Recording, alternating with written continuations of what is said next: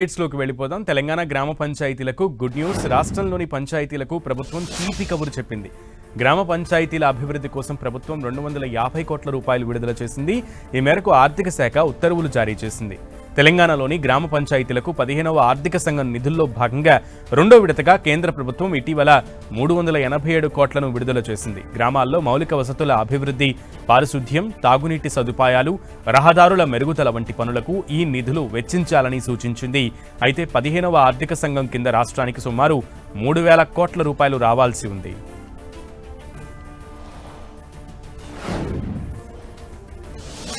తెలంగాణలోని మహిళలకు good news. తెలంగాణలో ఉచిత బస్సు ప్రయాణ పథకాన్ని పొందేందుకు మహిళలకు స్మార్ట్ కార్డు జారీ చేసేందుకు ఆర్టీసీ కసరత్తు చేస్తోంది. వచ్చే నెల నుంచి స్మార్ట్ కార్డులు ఇవ్వబోతున్నట్లుగా తెలంగాణ ఆర్టీసీ ఎండీ నాగిరెడ్డి తెలిపారు. ఇతర రాష్ట్రానికి చెందిన మహిళలు తెలంగాణ అడ్రస్తో ఫేక్ ఆధార్ కార్డులను తయారు చేసుకుని ఈ పథకం కింద ప్రయాణిస్తున్నారని, దీన్ని చెక్ పెట్టేందుకు త్వరలోనే స్మార్ట్ కార్డులను తీసుకువస్తున్నామన్నారు. ఇప్పటికే స్మార్ట్ కార్డుల నమూనాగా 3 డిజైన్లు సిద్ధం చేశామని, వీటిలో నుంచి ఒకదాన్ని ప్రభుత్వం ఫైనల్ చేయనుందని చెప్పారు. స్మార్ట్ కార్డులు వచ్చాక టికెట్ జారీ చేయడం కూడా మరింత సులభం అవుతుందన్నారు.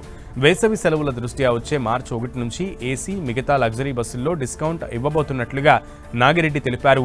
వీటిల్లోని టికెట్ ధరలు ఎక్స్ప్రెస్ టికెట్ ధరలతో సమానంగా తగ్గించే ప్రయత్నం చేస్తామన్నారు. పొల్యూషన్ నియంత్రించేలో భాగంగా ఓఆర్ఆర్ లోపల ఎలక్ట్రిక్ బస్సులే నడపాలనే ఉద్దేశంతో ప్రభుత్వం నిర్ణయం తీసుకుందని చెప్పారు. పీఎంవీ డ్రైవ్ కింద త్వరలో రాష్ట్రానికి 2,000 బస్సులు రాష్ట్రానికి రాబోతున్నాయన్నారు.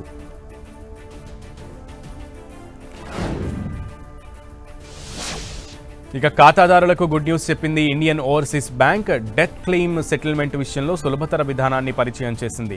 డెత్ క్లెయిమ్ సెటిల్మెంట్ కోసం ఆన్లైన్ సదుపాయాన్ని అందుబాటులోకి తీసుకొచ్చింది. బ్యాంకు ఖాతాదారులు చనిపోయిన సందర్భాల్లో వారి కుటుంబ సభ్యులు లేదా వారసులు బ్యాంకు చుట్టూ తిరగాల్సిన పని లేకుండానే డెత్ క్లెయిమ్ కోసం ఆన్లైన్ ద్వారా అప్లై చేసుకోవచ్చు.